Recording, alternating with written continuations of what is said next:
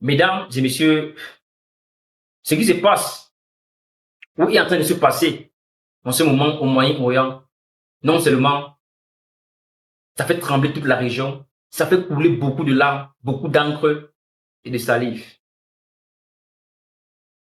Je parle de drones interceptés, de missiles, d'explosions et de plusieurs pays qui entrent progressivement dans la tension. Et honnêtement, ce que j'ai à vous expliquer dans cette vidéo est extrêmement sensible. Donc, veuillez vous asseoir, veuillez vous installer sur un canapé bien confortable parce qu'il y aura la zone de turbulence. Alors, avant de commencer, je vais vous demander quelque chose d'important comme d'habitude. Si vous voulez rester informé des événements qui peuvent changer le monde, si vous voulez comprendre ce qui se passe vraiment derrière les gros titres, abonnez-vous maintenant à la chaîne. On a les informations claires, calmement, clairement et sans filtre. Alors, prenez une seconde, cliquez sur s'abonner, mettez un j'aime à la vidéo et surtout écrivez en commentaire « Vive la paix dans le monde ». Parce que croyez-moi, la paix, c'est exactement ce dont le monde a besoin en ce moment.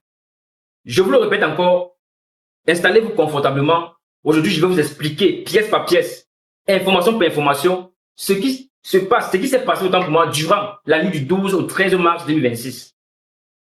Et vous allez voir que plusieurs événements graves se sont enchaînés en seulement quelques heures. Entre 1h et 2h du matin environ. Plusieurs alertes militaires ont été déclenchées dans différentes zones du Moyen-Orient. Et certaines informations commencent seulement maintenant à tomber. C'est pas normal. Même pas. Nous allons comme ça passer sur la première information. L'Arabie Saoudite. Commençons par l'Arabie Saoudite. Selon le ministère de la Défense saoudienne, près de 40 drones ont été détectés dans leur espace aérien. Oui, presque 40. Au total, 38 appareils auraient été interceptés et détruits. Mais il y a un détail important qu'on ne vous dit pas.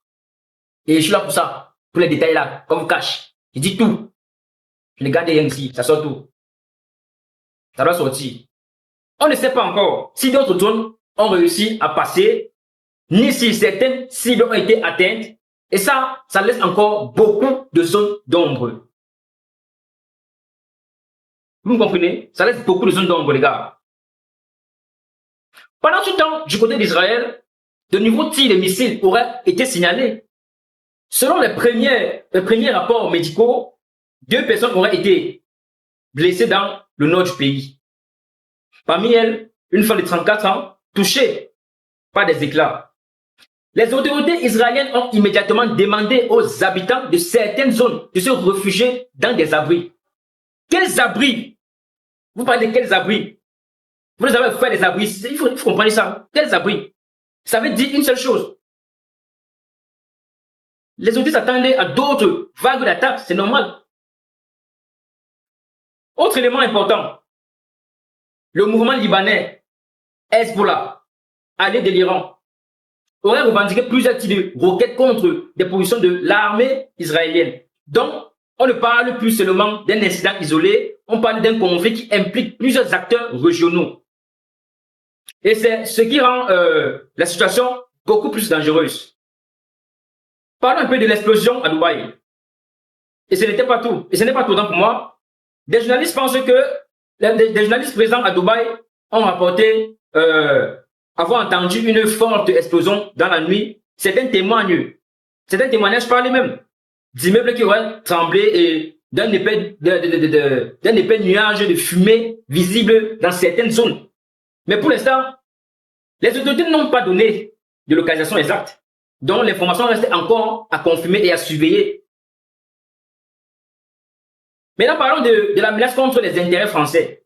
Et là, on arrive à un point particulièrement sensible. Parce qu'un groupe armé pro-iranien en Irak aurait annoncé cibler les intérêts français dans la région. Pourquoi donc? Vous voyez que, au fur et à mesure que le temps passe, beaucoup de pays s'impliquent dans la petite crise. Parce que la France aurait déployé son porte-avions Charles de Gaulle dans le Golfe. selon le groupe de toutes les installations liées à la France dans la région, pourraient désormais être considérées comme des cibles. Les gars, ça me préoccupe. Et ça, vous aussi, ça devrait vous préoccuper. Ils ont demandé aux civils de rester à plus de 500 mètres de certaines bases militaires. Je ne sais pas si... Mais réfléchissons un peu sur cette guerre. Vous voyez, quand une décision, une situation atteint ce niveau de tension, on ne parle plus seulement de politique, on parle de vie humaine. La guerre, on connaît toujours le jour où elle commence. On connaît toujours. Mais la fin, personne ne la connaît, personne. On connaît le début, on connaît le jour où ça commence. On ne connaît pas quand ça va finir. Jamais. Certains pensent, nous avons de l'argent, nous construirons. Mais la vraie question est, est-ce que cette guerre finira assez tôt pour reconstruire? Nous appelons à la paix. Personnellement, je pense qu'une seule chose devrait passer avant tout, la paix. Oui. Aucune nation, aucun peuple ne mérite de vivre sous les sirènes et les explosions.